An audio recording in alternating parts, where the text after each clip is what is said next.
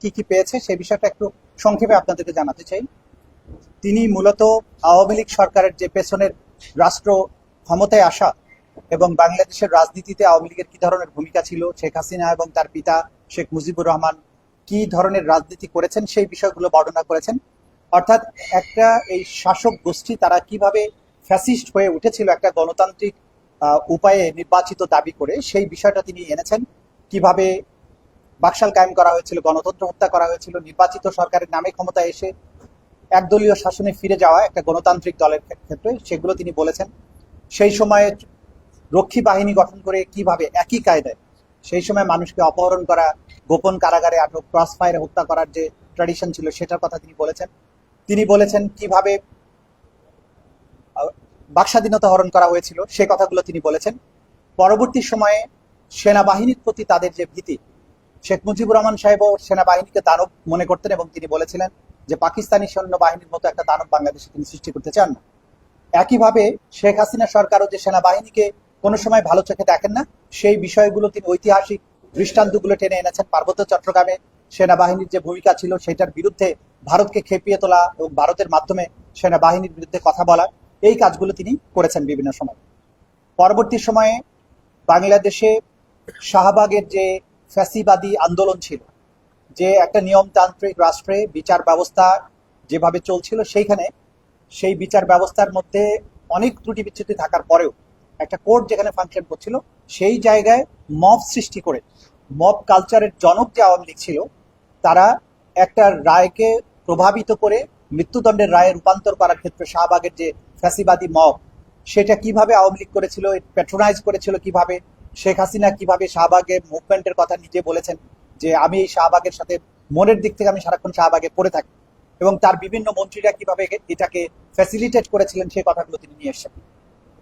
তিনি আরো বলেছেন যে কিভাবে বিচার বিভাগকে তার ইচ্ছা পূরণের হাতিয়ার হিসেবে ব্যবহার করা হয়েছিল, কিভাবে দলীয় বিচারকদেরকে পদোন্নতি দেওয়া হয়েছে, মামলার রায় নিজের পক্ষে নিয়ে এসে পরবর্তী সেই সব বিচারককে পদোন্নতি দেওয়া, প্রধান বিচারপতি বানানো, এই কাজগুলো আওয়ামী লীগ সরকার করেছে। কিভাবে আন্তর্জাতিক অপরাধ ট্রাইব্যুনালকে ব্যবহার করে প্রতিপক্ষকে দমন করার চেষ্টা করা হয়েছে সেগুলো তিনি বলেছেন।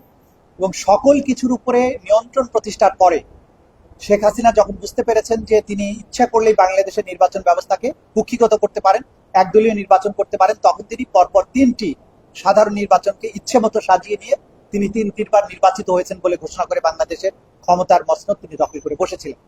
এই যে তার একটা ফ্যাসিবাদী রেজিমের উত্থান, কিভাবে সেটাকে ফুলে ফেঁপে বড় হয়ে ওঠা, তারপরে কিভাবে সেনাবাহিনীর অফিসারকে র্যাবে পোস্টিং দিয়ে তাদেরকে দিয়ে খুন করানো, অ্যাবডাকশন করানো, তাদেরকে গুম করে দেয়া, এই যে কালচার, এবং সেখানে তিনি নিজের অভিজ্ঞতা বর্ণনা করেছেন।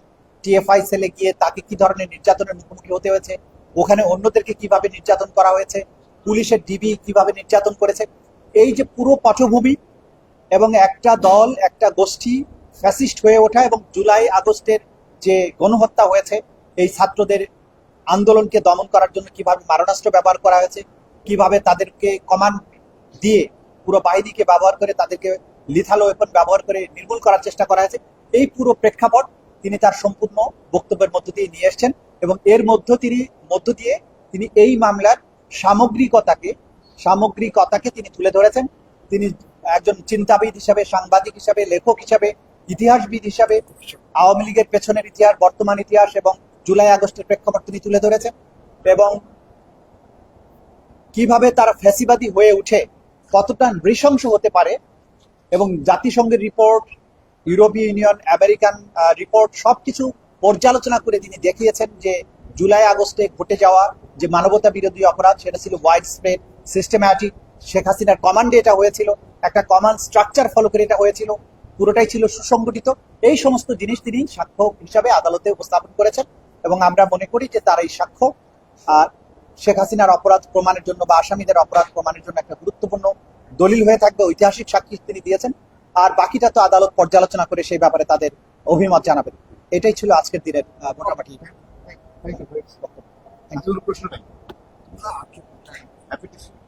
প্রশ্ন না হলে খুব ভালো লাগে।